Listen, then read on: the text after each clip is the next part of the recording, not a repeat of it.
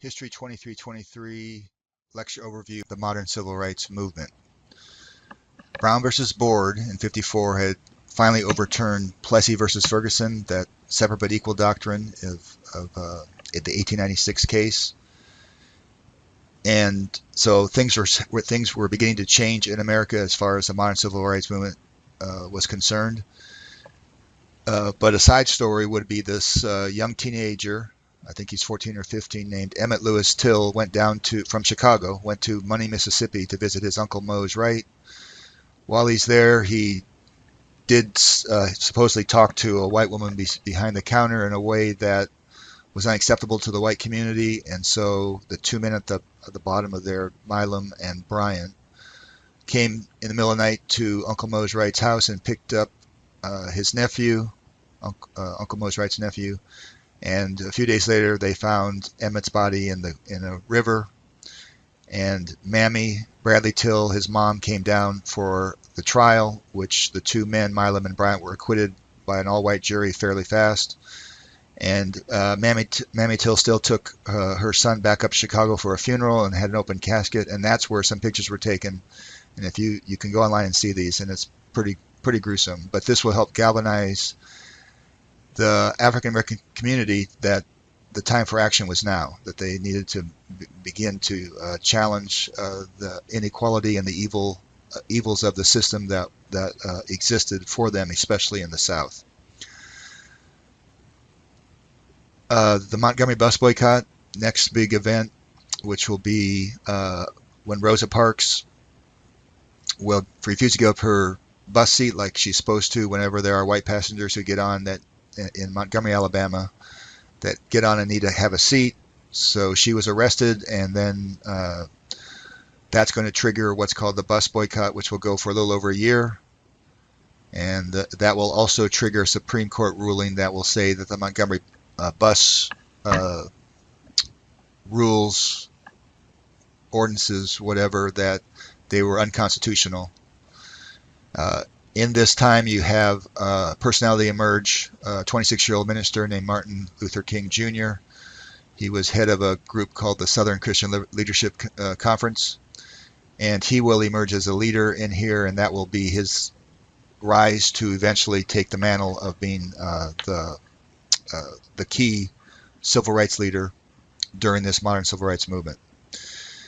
Meanwhile, school integration over in Arkansas at Little Rock. Initially, Orwell Faubus, who has the black vote, was going to try to integrate Little Rock High School, and that's going to lead to eventually confrontations. He gets cold feet and pulls the security away from the 9 African American, called the Little Rock 9, going to school. So President Eisenhower steps in with the 101st Airborne, other units that will provide protection for these 9 students to go to this high school to integrate the school. You can see some of their names there. Ernest Green will be the first one. He's a senior that year, and he will graduate from Little Rock High School with his diploma. One of the 9, Minnie Jean, is going to be given expelled because of a chili incident in which she dumped some chili on the head of a student behind her, a white freshman who was using the N-word and other things. Then you have the story of Hazel Bryant. You can look her up also online. She is seen in photographs forever as someone who was just a student there, a white student who is yelling her, it looks like she's just screaming to try to prevent these 9 students from attending the school that she is attending. So I think many of these students that are now are still alive, that were there and did what they did, like Hazel, I think she's been contrite about what she did, but still she's remembered in all these photographs for being looking like she is just spewing hate left and right. Ruby is a little 6-year-old girl that will break the color barrier in New Orleans public schools. And then at the University of Mississippi, you have James Meredith, who will have FBI escorts usher him around. Now today, James, he's still around. He has a monument to him on campus and so forth. But remember, breaking down these barriers is going to be what takes a ton of courage to begin with. And because in the case of the civil rights movement, I mean, justice was on. They had the moral high ground. Justice was being denied, and justice was being needed to be. They were deserving of justice and full equality, just like any other American. The sit-ins. This is an effective way of challenging the system. Again, these workshops are crucial, and you need to circle the name Jim Lawson, because it's not natural to be push shoved, have food dumped on you, and then do nothing in response to that. Okay, so you had to be. They would practice getting all ruffled up without striking back, and so these lunch counters throughout the South are. No African American can receive any food from those counters, even though they're a customer in the store. And so it begins in Greensboro, North Carolina. Eventually, will spread throughout the South, where you just sit at the lunch counter. You get arrested, but then the next wave would come in and sit in, and so no one could get service. And so eventually, this led to changes where African Americans could also receive normal treatment at a lunch counter. Ella Baker, a key leader of SNCC. You can see the full name of it there, because students are very active in this.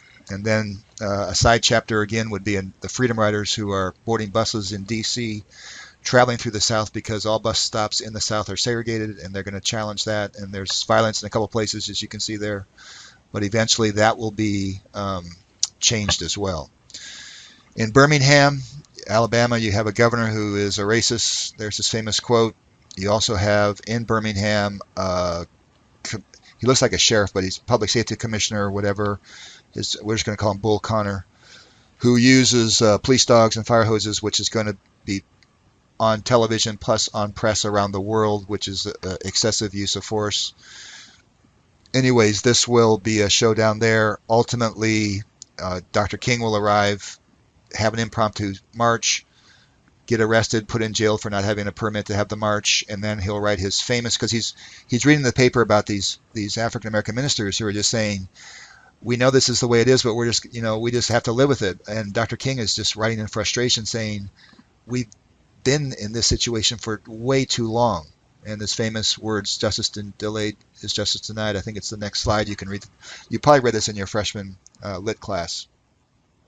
But anyways, Children's March was also part of this, because the strategy was to fill up the jails with bodies. And so they took, rather than having adults miss work and everything else, they took some kids out of school to help accomplish that, which caused the city leaders to negotiate and begin to change some of their ordinances that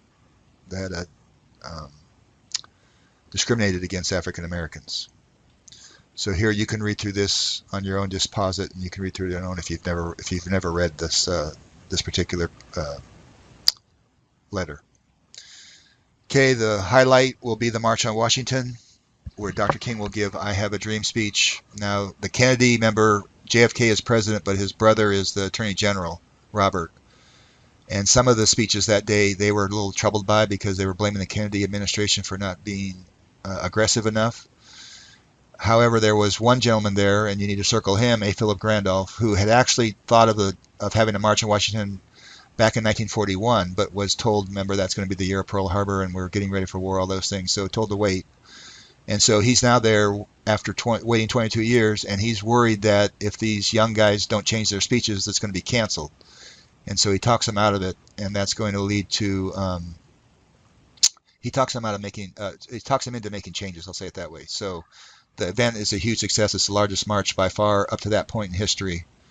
But 2 weeks later, you have a low point when you have a bombing in Birmingham at this Baptist church, where 4 little girls are killed, and the person who was eventually accused of the crime, he's going to be acquitted multiple times or of various charges before ultimately they will get him on some charge.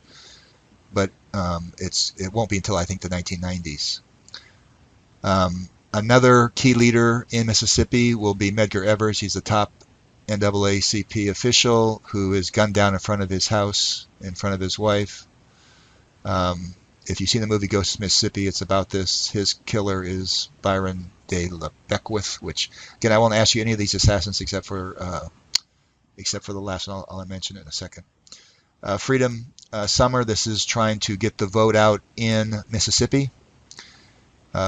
These three guys here, Goodman, Cheney, and Schwerner, are from the upper, I think the Great Lakes states, somewhere in there. They came down to help out register black voters.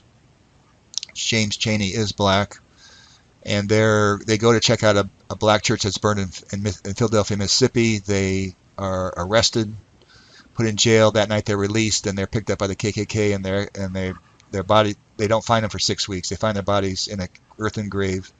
James Cheney, the African American, is going to be brutally beaten before he was executed. The movie Mississippi Burning, which is quite graphic about this, but it does show the true story, what happened there. That particular gentleman, Edgar Ray Killen, which you don't need to know his name either for an exam, is convicted in 2005, so not that long ago, for all three of those deaths. So basically, 40 plus years after the fact, he is convicted and given three life terms. I don't know if he's passed away or not yet, but a lot of these crimes that are unsolved are still being investigated. Also, you have one of the crowning achievements in this year, the Civil Rights Act of '64, and then Fannie Lou. Remember, in the Mississippi, it's an African American majority state, but the Democratic Party that goes to Atlantic City for renominating Lyndon Johnson for president is all white. And so Fannie Lou creates her own little Mississippi Freedom Democratic Party and goes there and causes such a scene that she forces the President of the United States to get on television to try to get her off the headlines. So anyways, she's a fighter, and she will eventually, things will change in Mississippi because blacks begin to vote again. Then the last little bit, Selma March helps get a voting rights act across the finish line. You'll have lots of riots, the most famous being the Watts riot in LA. But Dr. King is killed, and this is the one man you should know, James Earl Ray, because I'll ask about him, because the King family, just before James Earl Ray passed away, met with him and forgave him for killing Dr. King. So it was a real act of forgiveness there for everyone to see. So these are the highlights and the summary of the modern civil rights movement.